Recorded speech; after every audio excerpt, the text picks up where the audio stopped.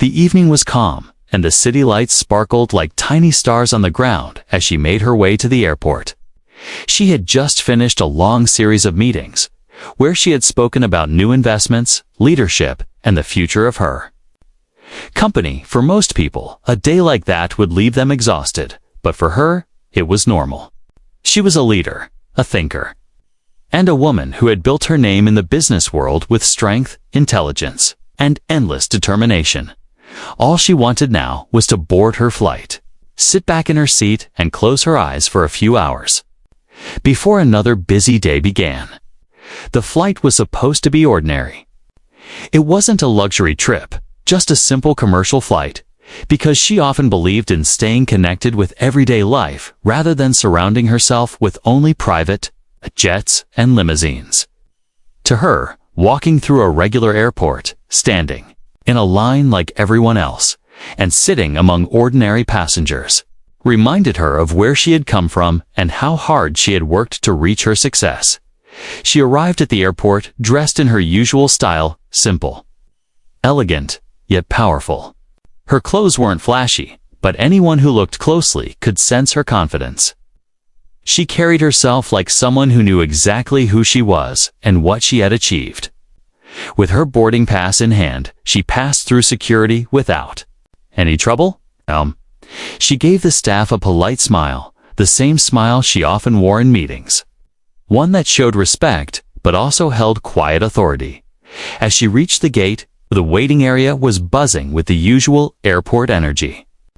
Families with children were juggling bags and snacks.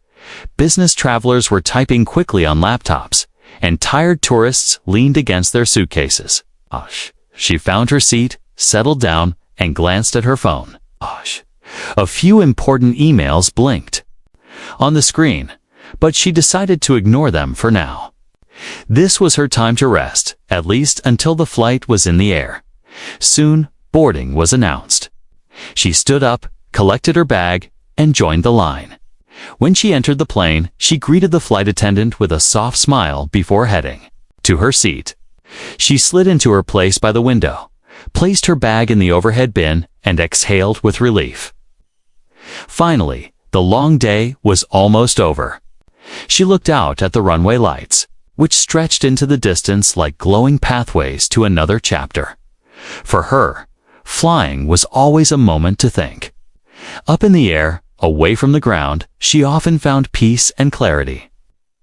She remembered her childhood, the struggles her family had faced, and how she had climbed every step of her career ladder with persistence.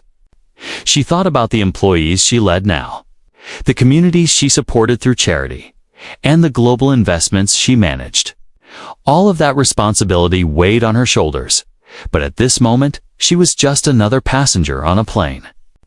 Waiting to fly home, the atmosphere on the plane was relaxed. A young couple nearby whispered excitedly about their honeymoon trip.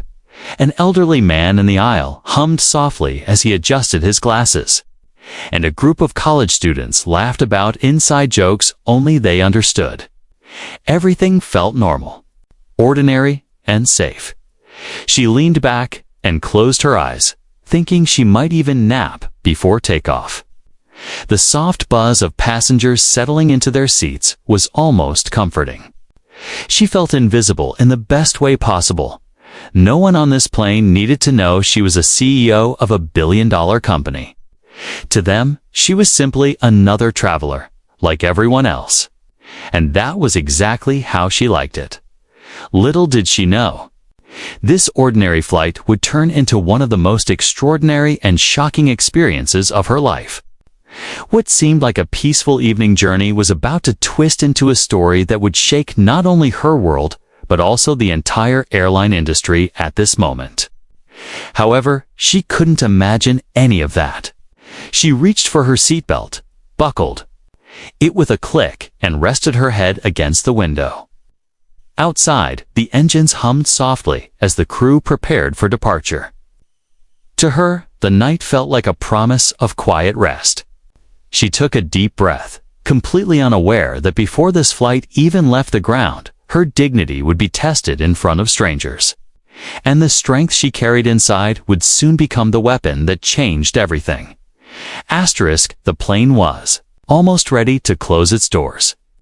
Passengers were still adjusting their bags, checking their phones one last time, or flipping through magazines. The air inside the cabin smelled faintly of coffee and airplane fuel, a mix that travelers had come to accept as part of the flying experience.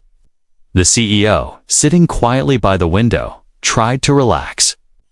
She fastened her seatbelt and gazed out, her mind already shifting between rest and the tasks waiting for her the next day. But suddenly, the calm atmosphere shifted. The sound of footsteps echoed louder than usual in the narrow aisle. 3 airline security staff members approached with stiff body language, their eyes scanning the passengers as if they were searching for someone suspicious. The people sitting nearby looked up with curiosity, some even pulling out their phones, sensing that something unusual was about to happen. When the officer stopped right beside her row, she opened her eyes and looked up politely, unsure why. They had singled her out. One of them leaned slightly toward her and asked for her ticket and identification in a firm tone, not rude, but sharp enough to catch attention. She calmly handed them over, confused but still composed. After all, she had cleared all airport checks like every other passenger. The officer glanced at the ticket, then at her face and back again. He didn't say much, only whispered something to the colleague behind him. The passengers nearby exchanged puzzled looks. Why her? She hadn't spoken loudly, hadn't argued with anyone, hadn't even stood up since she sat down. Then came the words that turned the moment into a storm. "Ma'am, you'll need to come with us." Her eyebrows furrowed slightly. "Excuse me? Is something wrong?" she asked, keeping her voice calm. The officer avoided her gaze. "We just need to ask you a few questions outside." She felt her heartbeat quicken. Her mind raced. Why would they need to question her when everything was in order? She wasn't the kind of person to cause trouble, and certainly not on a plane. Still, she kept her composure and replied, "I have my documents. Everything is valid." "Can you explain why I'm being asked to leave the plane?" The silence that followed was louder than any answer. The officers simply repeated their request, their tone firmer this time. Around her, passengers began whispering, and some pulled out their phones to record. She could sense the growing tension, the way the air seemed heavier with each passing second. Her chest tightened with the sting of recognition. She had faced unfair treatment before, subtle looks in boardrooms, dismissive tones in meetings, but never this public, never this humiliating. She was being singled out not because of anything she had done, but because of who she was.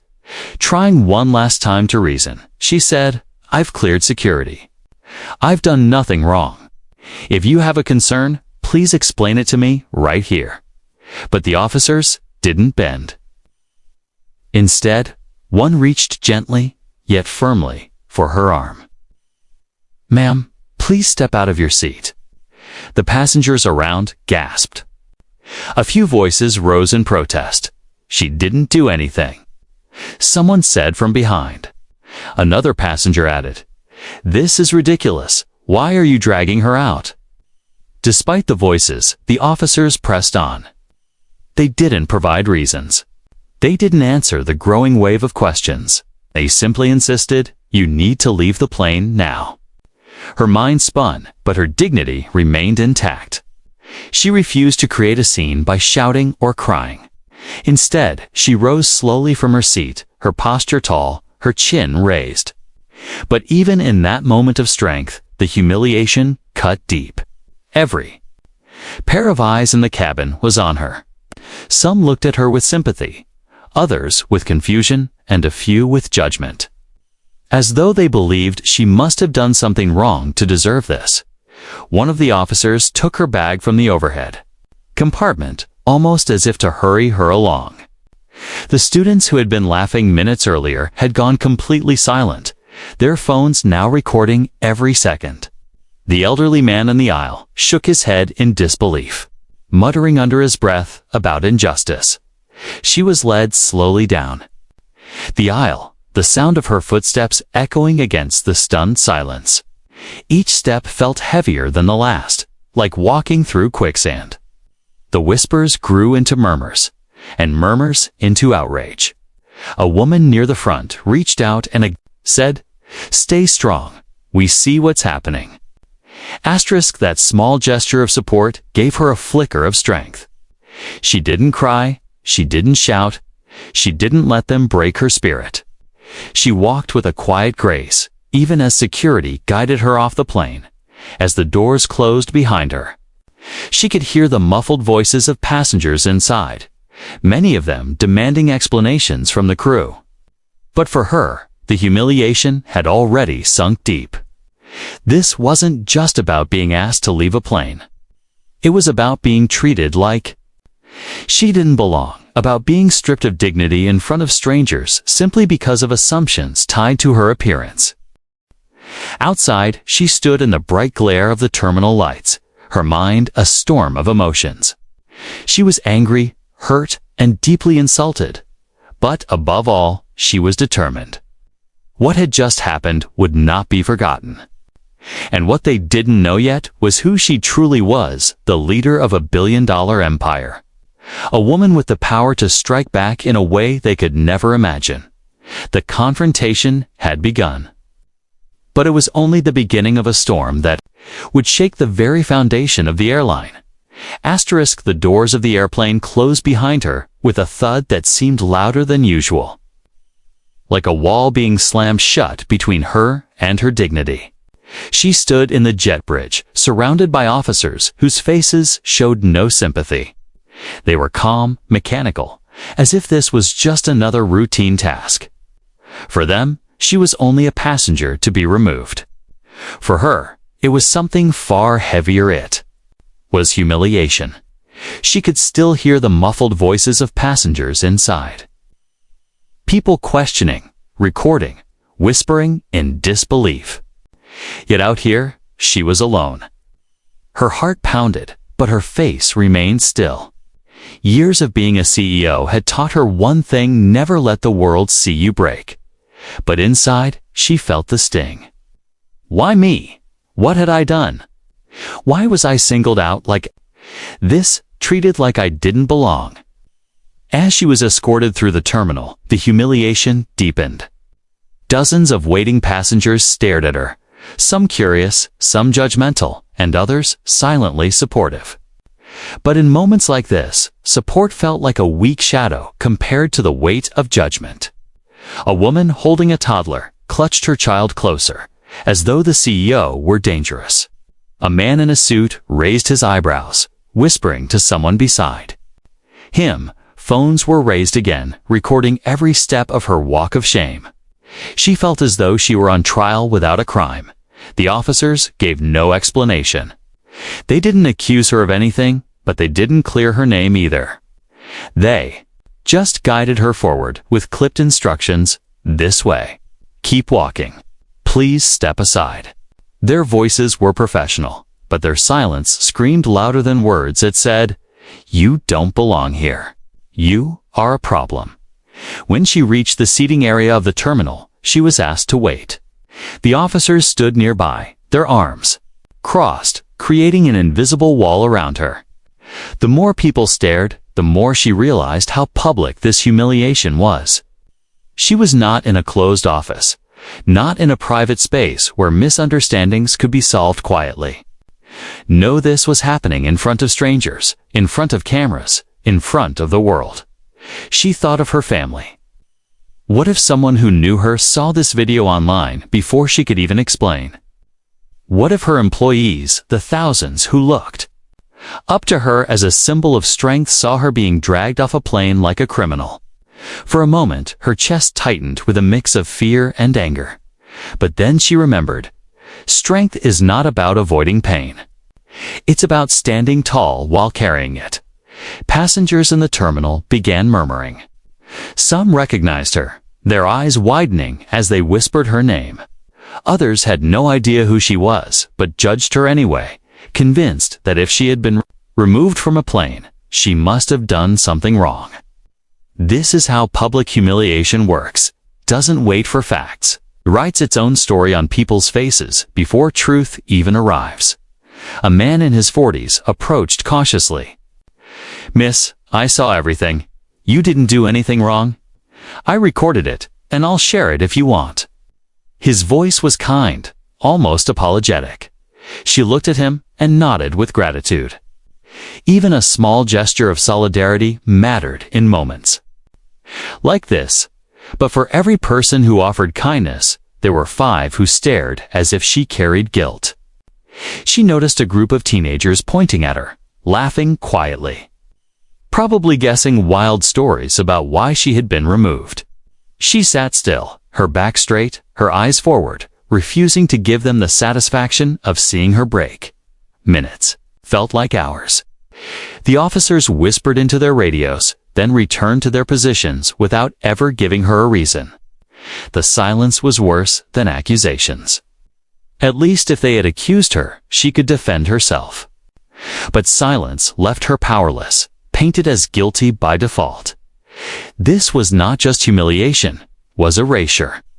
They had erased her right to dignity, erased her right to explanation, erased her presence as a respected leader. She was no longer seen. As a CEO, a woman who managed billions, a leader who inspired others. In that moment, she was treated as nothing more than a suspicious figure, stripped of identity, left to endure the gaze of strangers. And yet, something within her refused to bow.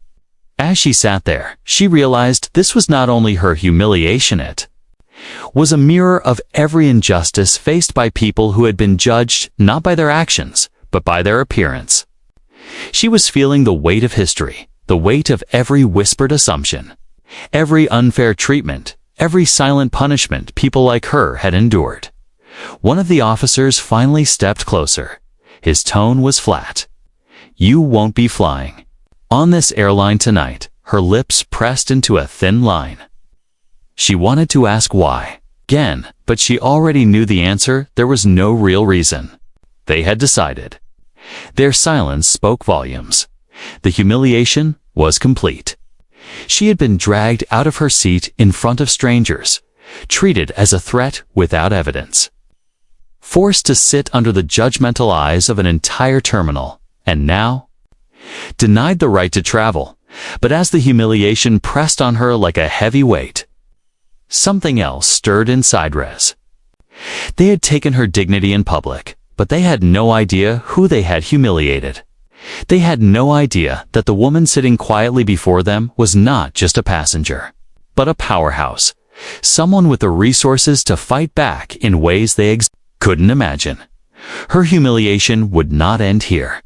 It would become a spark that would light a fire so bright it would force the world to look, to question, and to change. That night, the airport lights felt harsher than ever. The CEO sat silently in the waiting area, her heart still heavy from the humiliation she had faced. Around her, the stares slowly faded as passengers moved on with their own journeys. But the weight of the moment didn't disappear. She knew something powerful had happened inside that plane, something that would not stay locked behind those cabin doors. Unbeknownst to her, the passengers inside had already set the story free. The moment she was pulled from her seat, phones had been raised, cameras had rolled, and dozens of people had captured the injustice in real time. Within minutes of her removal, the first videos hit social media. Clips began appearing on Twitter, TikTok, Facebook, and Instagram, each showing the same scene. A calm, professional woman being forced off a plane by airline security, her face composed but her dignity being stripped away. The internet moved quickly. One caption read, "This woman was just dragged off a plane for no reason. Shameful." Another clip was uploaded with the words, "Racial profiling at its worst." Watch. A third video simply said, "This is why we need change." By the time she left the airport and slid into the back of her car, her phone was already buzzing with notifications. Friends, colleagues, even strangers were sending her links. "Is this you? We saw what happened. We're standing. With you? She opened one of the videos. There she was, on screen, standing tall, even as the officers held her arm. She could hear the gasps, the protests, the disbelief of passengers in the background. Her stomach tightened as she watched herself. From the outside, felt surreal, almost like watching a stranger. But it wasn't a stranger, it was her, caught in one of the most humiliating moments of her life. By the time she reached her hotel, the story was already climbing into headlines. Online news outlets had picked it up. Black woman dragged from plane by airline security. Another headline read, passenger removed without explanation, airline faces backlash. Within hours, hashtags were trending worldwide. People everywhere were talking about it. Some were angry, outraged by the injustice. Others were sharing their own painful stories of discrimination at airports, in workplaces, in everyday life. The incident had become more than just her storyette, had become a symbol, a mirror of something larger. One tweet that went viral said, she bought her ticket. She followed the rules. She did nothing wrong. But they still treated her like a criminal. This is what we mean by systemic racism. Another comment read, they messed with the wrong woman. Something tells me this story isn't over. Her face, once known mostly in business circles, was now everywhere. News anchors debated the event on live television. Social media activists demanded justice. Human rights organizations released statements. Even celebrities began reposting the video, using their massive platforms to amplify the outrage. The airline, caught off guard, released a short, cold statement. We regret the inconvenience caused to one of our passengers. The matter is under review, but the internet wasn't satisfied. People mocked the word inconvenience. Was public humiliation an inconvenience? Was dragging someone out of a plane without reason an inconvenience? The outrage grew louder. Meanwhile, the CEO sat in her hotel room, scrolling through the storm. She felt a mix of emotions, anger, sadness, exhaustion, but also a spark of something else, power. For years, she had built her reputation in boardrooms, in financial markets, in speeches about leadership. But now, without even speaking, her story had shaken the world. She closed her eyes for a moment, remembering the faces of the passengers who had defended her, the woman who said, "Stay strong," the man who promised to share his video. Those small voices had become a roar online. What had started as whispers in the cabin had now grown into thunder heard around the world. Outside the digital storm, airline headquarters was in panic. Executives called emergency meetings. Stock analysts warned of reputational damage. Customer service lines were flooded with angry calls. Some passengers even canceled their upcoming tickets in protest, posting screenshots of their refunds online with captions like, "I refuse to fly with injustice." Every hour, the story grew larger. News stations played the video on repeat. Commentators dissected every frame. Was she resisting? No, she clearly wasn't. Was there a reason? None given. Did this reveal a larger pattern? Yes, too many examples already existed. The conversation had shifted from one woman on a plane to the much bigger question, how many times has this happened to others, quietly, without cameras? And in the middle of it all was her. A leader, a woman who had fought for respect her entire life, now at the center of a storm she never asked for. But as she watched the world rise in outrage, she realized something important. She had a choice. She could let this incident remain just another viral story that would fade after a week. Or she could use it as a turning point, a moment of reckoning. Her eyes hardened with quiet determination. She thought about the billions her company had invested in the airline. She thought about the influence she held, the power she had worked for decades to build. And she thought about the officers who dragged her, the executives who dismissed her, and the millions watching now, hungry for justice. Yes, the humiliation had been public. But now, the outrage was global. And soon, she would make sure the consequences were just as massive. Asterisk as the video spread like wildfire across the internet. Millions of people debated the story.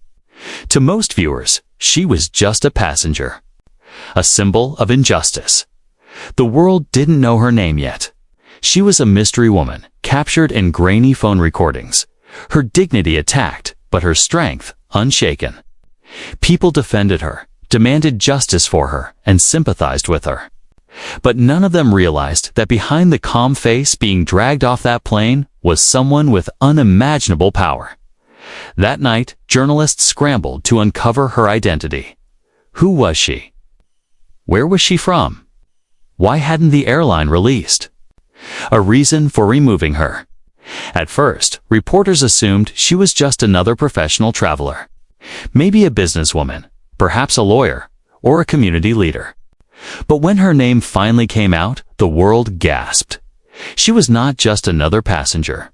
She was a billionaire CEO, a black woman at the helm of a powerful investment firm, a leader whose company managed billions of dollars in assets across industries, including the very airline that had humiliated her. Her name, already respected in boardrooms and financial circles, suddenly exploded across mainstream headlines. CEO dragged from Airline didn't know who they were messing with. Another headline read, $4 billion investor publicly humiliated by airline security. For the airline executives, the news was a nightmare. They hadn't just mistreated a passenger. They had insulted a partner, an investor, someone who held the kind of financial leverage that could shake their empire. Inside her hotel room, she scrolled through the avalanche of articles. Photos of her at conferences, on magazine covers, and at charity events were now appearing beside the viral videos. Her story was no longer faceless, had a name, a reputation, and a legacy attached to it. People who had once doubted the story began to understand its weight. Those who had whispered, maybe she did something wrong, now fell silent. This was not a woman known for troublemaking. This was a woman celebrated for leadership, philanthropy, and breaking barriers. She had shattered glass ceilings in business, stood as a role model for countless young women of color, and built one of the most respected firms in the world. The internet's outrage grew even sharper. Tweets poured in. They dragged a CEO with billions invested in their airline. This is beyond stupidity. Imagine humiliating the very person who helps fund your planes. Karma came quick. This is what happens when prejudice blinds. Judgment. They didn't see a CEO. They only saw color. In boardrooms across the country, executives whispered nervously. Other companies she had invested in called to express their support. Allies in the corporate world sent messages. We stand with you. Let us know how we can back you. Her phone buzzed with messages of solidarity from leaders, politicians, and even celebrities who wanted to use their platforms to amplify her voice. For years, she had fought quietly against systemic barriers in the business world, proving her worth through results, intelligence, and vision. But now, for the first time, her personal pain was on display for the entire world. And strangely, that pain gave her more influence than ever. She had not asked for this stage, but now that it was hers, she wasn't going to waste it. Meanwhile, inside the airline's headquarters, panic spread like wildfire. Emergency meetings stretched through the night. Executives barked orders, PR teams scrambled to craft apologies, and lawyers debated how to control the damage. But no statements seemed enough. They knew what was at stake. This wasn't just a PR scandal, it was a financial earthquake. The woman they had humiliated wasn't powerless. She had a seat at the table of their financial survival. Her company's investments weren't pocket change. They were worth $4 billion, enough to build fleets of planes, enough to fund years of operations, enough to decide whether the airline rose higher or collapsed under its own arrogance. In that moment, The power dynamic shifted. Just hours earlier, security had dragged her through an aisle like she was disposable. But now the truth revealed itself. She wasn't disposable, she was indispensable. The airline's fate rested partly in her hands. Back in her room, she thought about the irony. They had treated her like she didn't belong, when in reality, she had more right to sit on that plane than almost anyone else. Her money had built those seats. Her investments had kept that airline alive during tough times. And yet, in their eyes, she had only been another face to target, another body to remove. The humiliation burned. But alongside it, burned something else: determination. This was her chance to show them that actions had consequences, that dignity could not be stolen without a cost. She remembered the faces of her employees, especially the young black professionals who looked up to her. They often told her she gave them hope, that seeing her succeed in a world that wasn't built for them made them believe they could succeed too. She couldn't let this incident end as just another forgotten headline. She had to turn it into a lesson, one that echoed across industries, across boardrooms, across the world. And so, quietly, without fanfare, she made her decision. She wasn't just going to demand an apology. She wasn't just going to accept a settlement. She was going to use the very tool that had built her empire: money. She would withdraw her firms for $1 billion investment from the airline, not out of anger alone, but out of principle, out of justice, out of the belief that respect should never be optional. The power behind her name was no longer just a secret whispered in financial circles. It was now a story broadcast to millions, a warning to corporations everywhere: never underestimate the people you mistreat. You never know who they truly are or how much power they hold. And as the world leaned in closer, waiting to see what she would do next, she smiled faintly. They had dragged her out in humiliation, but soon she would drag them into accountability. The night after the incident, she sat alone in her hotel room. The city lights flickered outside the window, but her mind was not on the skyline. It was on the video of herself being dragged down that aisle. She had watched it several times, each viewing cutting deeper than the last. Not because she had forgotten the humiliation, but because she understood what it represented: the casual way her dignity had been dismissed, the coldness with which she had been treated, the silence when she asked for answers. She poured herself a glass of water and sat at the small desk by the window. For a moment, she closed her eyes and breathed deeply. Her thoughts shifted between anger, sadness, and resolve.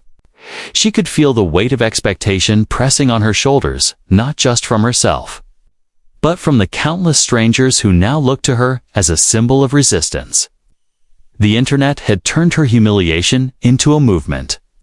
But what was she going to do with it? She knew one thing clearly. She would not let this end with a shallow apology or a neatly worded press release. Words had never impressed her much.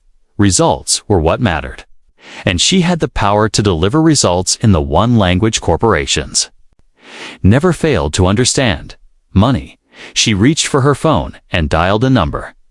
It was late, but she knew her team never truly slept. Within moments, her chief financial officer answered, his voice groggy but alert. "Ma'am, I saw the news. Are you okay?" He asked. "I'm fine," she replied firmly, though her voice carried a sharp edge. "But they won't be. Call the team. I want everyone on a conference line within the hour." Her CFO hesitated. "Everyone? At this hour?" "Everyone," she said. "We're making a decision tonight." By the time the clock struck midnight, her senior team was on the line: dozens of trusted executives and advisors. Some were at home, some in their offices, some on the other side of the world. Their faces filled the screen of her laptop as they logged in to the emergency video call. She didn't waste time on pleasantries. "You've all seen what happened," she began. "You've seen the videos. You've seen how they treated me. But this isn't about me alone. This is about principle. This is about respect. And we are not going to let it slide. Her team listened silently. They had followed her through financial storms, through economic downturns, through battles with competitors. But tonight, her tone was sharper, heavier with personal fire. We currently have $4 billion invested in that airline, she continued. I want it gone. All of it. Start the process immediately. A ripple of shock moved through the group. Some executives blinked, others leaned forward, uncertain if they had heard correctly. $4 billion was not pocket change, it was a massive decision, one that would send ripples across the industry. One advisor finally spoke. Ma'am, are you certain? That's a huge move. It could destabilize not just them, but other related investments. She met his gaze through the screen, her expression calm but unyielding. Yes, I'm certain. If they cannot respect the dignity of their passengers, they don't deserve our support. Money is not loyalty, it is leverage. And tonight, we are going to use it. Her CFO cleared his throat. Pulling out $4 billion will send a very loud message. Good, she said. That's exactly the point. For the next hour, the team discussed logistics, how to unwind the investments, how to notify partners, how to prepare for the storm that would follow. She listened carefully, giving orders, answering questions, but never once wavering in her decision. When the call ended, she sat back in her chair. The decision was made. The course was set. She felt lighter, as if the weight of humiliation had transformed into fuel. They had stripped her of dignity in front of the world. But now she was stripping them of something far greater: security. The following morning, the news broke. At first, it was whispers in financial papers.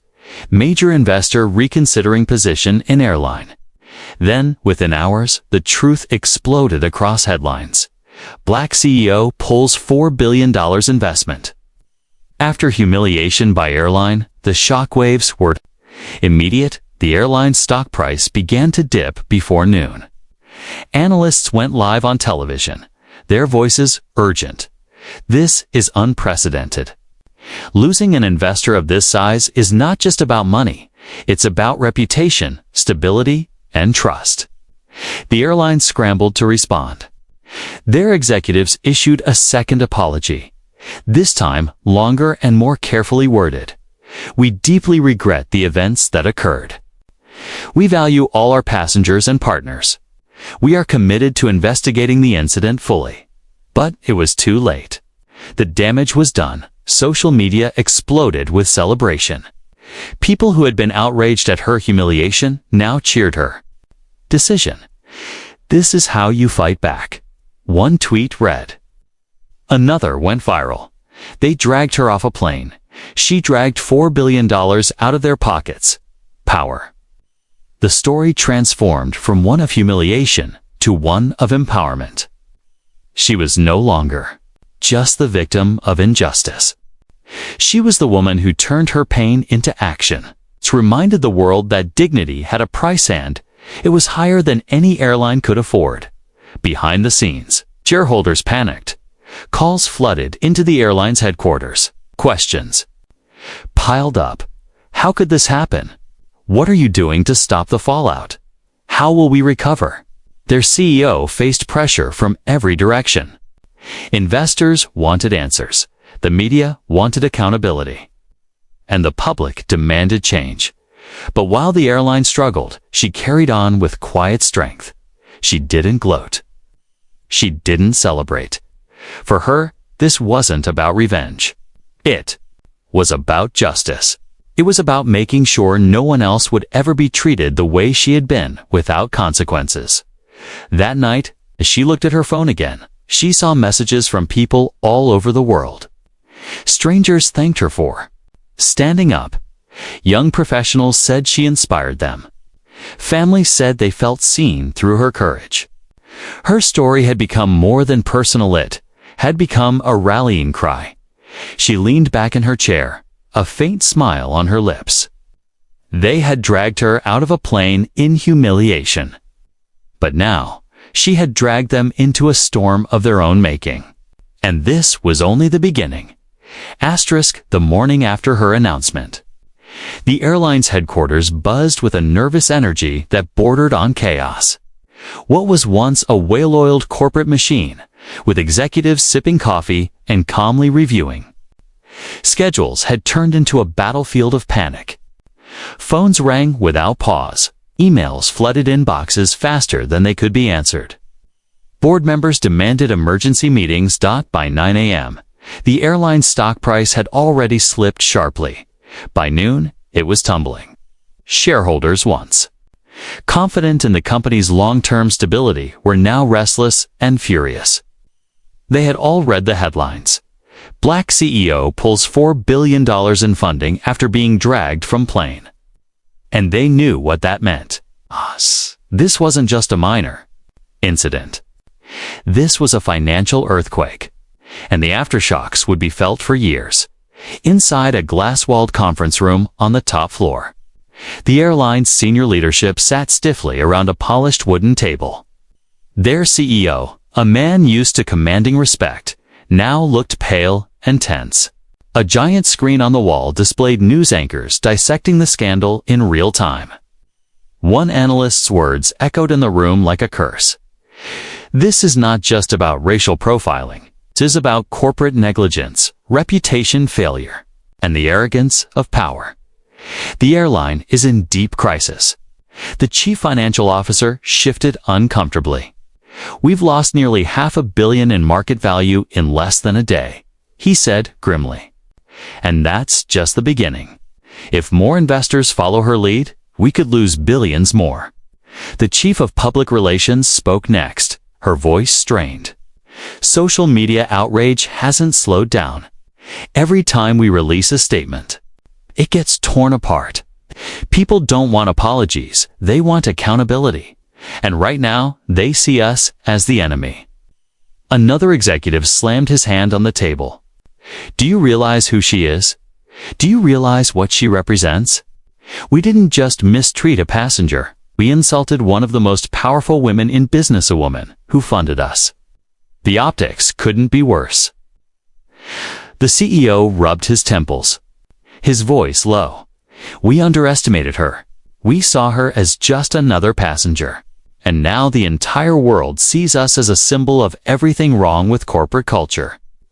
Meanwhile, outside the boardroom, the backlash grew fiercer. Passengers canceled flights in protest, proudly posting screenshots of their cancellations online with captions like, "Not flying with discrimination." Competitor airlines seized the opportunity, rolling out campaigns that subtly mocked the scandal. Fly with respect. Fly with us. Lawsuits began to pile up. Civil rights lawyers announced they were reviewing the case. Activists called for boycotts. Politicians demanded congressional hearings on airline accountability. What had started as a single act of humiliation inside a plane had now become a national conversation about power, prejudice, and corporate arrogance. And at the center of the storm was Hertha CEO, who had walked off the plane with dignity and struck back with billions in her office miles away. She watched the chaos unfold with quiet resolve. She didn't need to say a word. The consequences spoke louder than any speech, but inside, she reflected on the irony. They had tried to silence her by dragging her off that plane. Yet now, her silence was the loudest voice in the world. The airline scrambled to recover. They reached out to her privately, offering apologies, promises of reform, even attempts at reconciliation. But she refused to take their calls. Respect, she knew, was not something to be begged for after humiliation. It had to be given from the start. And they had failed that test. As days passed, the financial storm grew darker. The stock price continued to fall. Shareholders grew angrier. At the next investor meeting, voices rose, fingers pointed, and accusations flew like arrows. You've destroyed trust. One investor shouted, "You've let arrogance cost us billions." Another added, the airline CEO tried to defend himself. He spoke about training programs, diversity initiatives, promises of better policies. But his words sounded hollow, rehearsed, insincere. The investors didn't want promises, they wanted results. And the results were clear. The company was bleeding money, bleeding reputation, and bleeding trust. Journalists camped outside the airline's headquarters, eager for every scrap of news.